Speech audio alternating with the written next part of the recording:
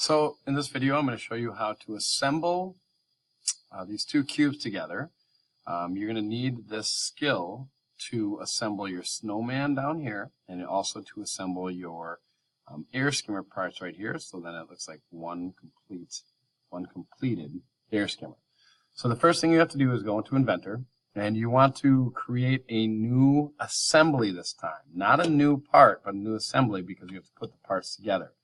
So you could hit assembly there. If you click on new, you would go here to standard IAM. That means standard assembly. Okay. And the first thing you're going to do, it looks just like the part screen, but you'll notice up here it says assembly.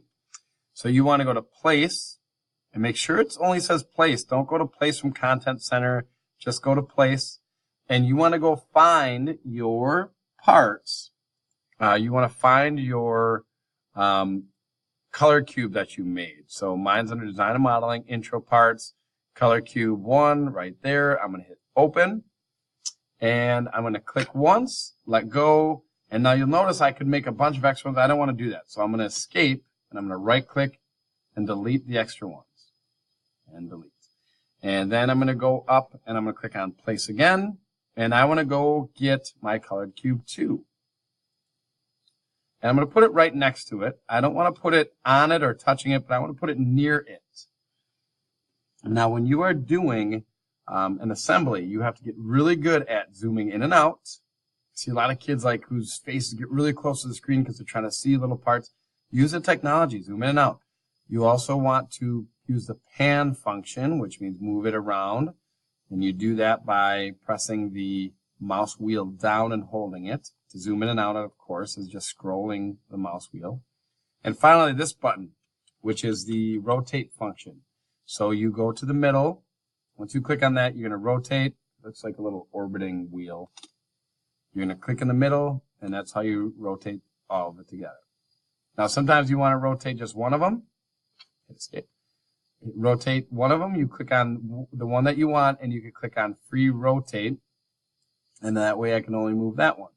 And if I want this one, I click on it, right click, free rotate, and rotate. And same thing with move. I can free move it as well, so it's just this one that moves.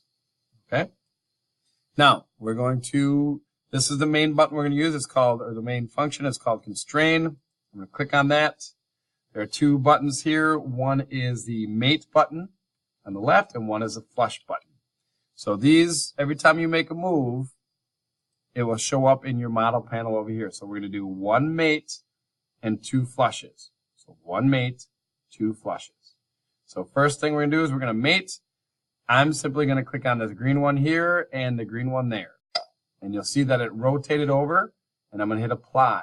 So now we talked about the flushing and mating in class and how they're not even and how you want to make them even. So you can see right now that they're not squared up with one another. So now this is where your 2 flushes come into play. So now I click on flush. I click on the dark blue one here. And I'm going to click on this light blue one, and it should kind of straighten it out. And then I hit apply. So you can see now that they are flush on the left side, but they're not flush on this right side, because you can see a little sliver of green right there. So again, we're going to click on flush. We're going to click on this gray side right here and this red side down here, because those are the 2 sides you want even, and I will hit apply. Once I do that, I should be able to rotate it, and they should be completely even. I'm going to hit cancel, and you know that they are flushed and mated if I can grab them and I can move it around, and they won't come apart. And over here, like I said earlier, one mate, 2 flushes.